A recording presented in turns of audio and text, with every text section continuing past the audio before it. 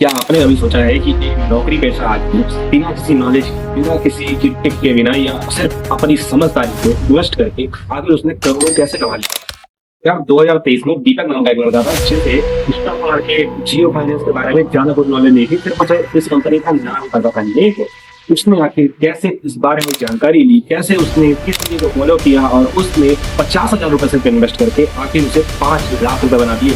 Fully plan structured, जिसको हम लोग स्ट्रेटेजी बोलते हैं। और कैसे ही उसने किया, तो आखिर उसने कैसे कर लिया, आप इसे कैसे कर सकते हैं, चलिए वीडियो में पूरा ब्रेकडाउन करते हैं इस वीडियो में। नमस्ते दोस्तों, मेरा नाम है सत्या और इस वीडियो में हम लोग आज पूरी स्ट्रेटेजी के बारे में बात करेंगे। आखिर दीपक ने 50,000 को 5 लाख रुपए कैसे बना दिए। भाई चलिए इस वीडियो में अच्छे से बात करें।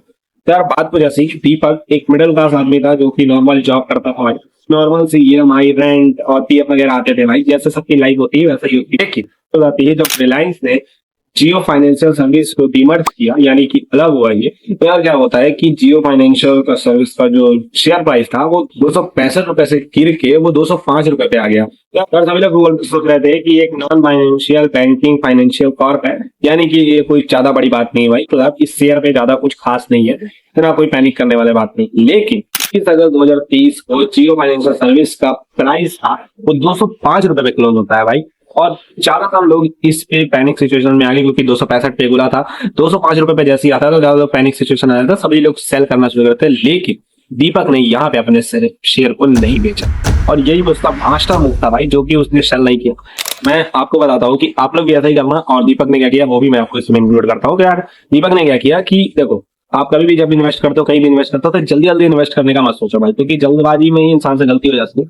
उसने जल्दी जल्दी इन्वेस्ट नहीं किया। एक पहली बात तो एक स्ट्रेटेजी फॉलो किया, यानी कि न्यूज वगैरह पढ़ी, कंपनी के बारे में जानने लगा, कंपनी के बारे में रिसर्च करने लगा और एक गूगल शीट बनाई जहाँ पे वो अपने स्टॉक कितने में बाय किया, कितना उसका एवरेज प्राइस हुआ, कितने में उसको करना है, मतलब अपने प्राइस को, अपने वो शेयर को वो जानने लगा कि इसका कैसा मोमेंटम है, क्या चीज है। उसने एक ही बार पे धीरे, मतलब पैक 50,000 नहीं लगा किया, उसने धीरे धीरे इन्वेस्ट किया, यानी कि एक SIP के फॉर्मेट में उसने 215 से लेके 220 के आसपास उसका एवरेज सेट कर दिया भाई। और उतना के एवरेज में वो मतलब प्राइस को अपना ट्रैक कर रहा था, जिससे कि उसका क्या हुआ कि यहाँ पे नुकसान कम हो जाता है आदमी का। भाई 2024 में ना अनाउंसमेंट की बौछार आ गई, यानी कि जनवरी में ब्लैक रॉक म्यूचुअल फंड आने लगा, मई में सेबी के पास इन्होंने अप्लाई भी कर दिया यार, और जुलाई में इनका डिजिटल इंश्योरेंस अप्लाई कर दिया इन्होंने। तो यार इतनी सब चीजें जब होती है ना एक ही साथ, तो मतलब कंपनी में बहुत ही बड़ा एक ग्रोथ आने का चांसेस रहता है। और वैसा ही सेम हुआ। यार दीपक ने सोचा कि ये तो सेम पैटर्न है जैसा कि 2016 में जब जियो का अपना टेलीकॉम सेक्टर में इसने एंट्री किया था, और जैसे जैसे इसके स्टॉक मूव कर रहे थे, जैसे जैसे नई नई चीजें आती जा रही थी, शुरुआत में जैसे उसने वहां पे डाटा पे किया, रिचार्ज पे किया, वगैरह वगैरह चीजें, वैसे ही कुछ यहाँ पे भी ऐसे ही कुछ उसे एक ब्लूप्रिंट दिखने लगा। पता चल चुका था कि ये फाइनेंस में एक डिस्ट्रप्शन आ सकता है, और जियो ने सेम वही चीज की। 2025 में जब जियो फाइनेंशियल सर्विस का प्राइस 375 रुपए पार हो गया ना भाई, तब तो भाई मतलब एकदम से उछाल गया, यानी कि दीपक का जो 50,000 का इन्वेस्टमेंट था वो 2.5 लाख रुपए हो चुका था। मतलब सोच रहा हूँ भाई कितना इंस्टेंट ग्रोथ हुआ। इसे हम लोग इंस्टेंट ग्रोथ क्यों बोल रहा हूँ मैं, क्योंकि एक दो साल ना इंस्टेंट ग्रोथ ही बोलते हैं, अचानक से एकदम ग्रोथ हो जा रहा भाई, क्योंकि जो लॉन्ग टर्म होता है उसे 3 साल 5 साल को बोलते हैं, लेकिन ये एक इंस्टेंट ग्रोथ थी। और भाई यहाँ पे क्या हुआ कि दीपक ने धीरे धीरे प्रॉफिट बुकिंग की, लेकिन अपनी एक कोर होल्डिंग को उसने अलग से रखा था। कोर होल्डिंग को, तो भाई कोर होल्डिंग क्यों रखी, क्योंकि अभी म्यूचुअल फंड और इंश्योरेंस का आना बाकी था अच्छी तरह से, क्योंकि अभी सिर्फ न्यूज आई थी ऐसा कुछ होने की कि ब्लैक रॉक म्यूचुअल फंड वगैरह वगैरह चीजें, लेकिन उनका आना बचा था, और आने के बाद तो एक और अच्छा मोमेंटम ही नहीं मिल सकता था, इसलिए उसने पूरी तरह से इसे सेल नहीं किया और वो रुका रहा धीरे धीरे इसे सेल करने के लिए।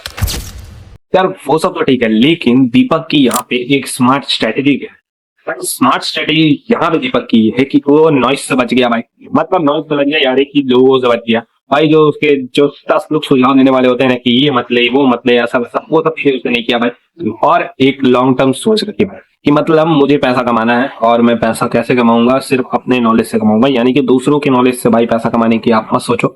तो भाई मैं आपको फुल स्ट्रेटेजी ब्रेकडाउन करता हूँ यहाँ पे एक सिंपल और एक फास्ट फॉरवर्ड तरीके से, यानी कि कैसे, चलिए बताता हूँ।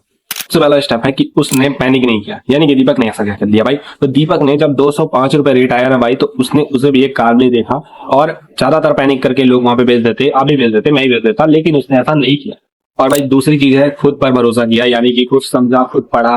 दीपक ने क्या किया, जेवी न्यूज सेबी की फीलिंग सभी चीजें खुद वो अपने ध्यान से किया, दूसरे की रिसर्च पे ध्यान नहीं किया, रियल रिसर्च किया, रियल स्ट्रेटेजी पे अपने भरोसा किया और उसी पे वर्क। तीसरी चीज है एक एसआईपी की तरह इन्वेस्ट करना, यानी कि ये नहीं कि धाड़ इन्वेस्ट करते गए भाई खरीद 10-20 हजार शेयर खरीद जो सब चीजें के, ऐसा उसने बिल्कुल भी नहीं किया। इससे क्या होता है भाई कि अपना जो रिस्क होता है वो कम हो जाता है, और वैसा ही उसने किया अपना रिस्क को ज्यादातर कम करने को। दूसरी चीज है अर्ली एग्जिट नहीं किया भाई दीपक ने, अपना जो पैसा था वो जल्दी नहीं निकाल लिया कि भाई मान लो अगर आप होते कोई भी होता तो 50,000 से अगर आपके पास 1 लाख हो जाते ना तो आप एग्जिट कर देते फटाफट से कि भाई जल्दी निकालो यार 1 लाख तो हो गया ना कम से कम, लेकिन उसने ये भी नहीं किया।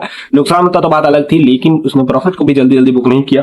2.5 लाख होने के बाद भी वो अपना एक कोर होल्डिंग को रखा हुआ था कि आगे और हो सकता है, और वैसा ही उसके साथ हुआ भी, यानी कि उसने कंपाउंडिंग को अच्छे से किया। और पांचवी चीज ये है भाई कि उसने डाइवर्सिफाई किया, यानी कि गोल्ड में भी किया, ईटीएफ में भी किया, और जो अपने 50 लाख रुपए थे उससे प्योर कंपाउंडिंग करके हर चीज को बैलेंस करके उसने अपने पैसे को एक अच्छी तरह से इन्वेस्ट किया और एक अच्छा प्रॉफिट यहाँ से निकाल लिया। तो यार भाई आप भी ऐसा कर सकते हो, क्योंकि देखो दीपक ना ही एक सीए था ना कोई स्टॉक एनालिस्ट था, एक नॉर्मल आदमी था जिसे जो बेसिक नॉलेज थी अपने बेसिक पे वो रहा, न्यूज पे और जो अपनी नॉलेज थी रिसर्च पे अपने भरोसा किया और उसी से इसने ये पैसा बनाया भाई।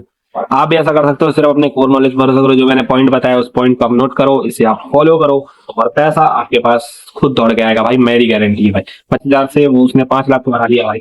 अगर आपको ऐसी स्ट्रेटेजी, ऐसी न्यूज, ऐसी स्टोरीज, ऐसी मतलब नॉलेज की बातें आपको अगर अच्छी लगती है तो आप वीडियो को लाइक कर सकते हो, चैनल को सब्सक्राइब कर सकते हो, क्योंकि ऐसी वीडियो इस चैनल पे आती रहती है। तो यार अपना ध्यान रखो, मिलते हैं अगले वीडियो में, तब तक के लिए बाय।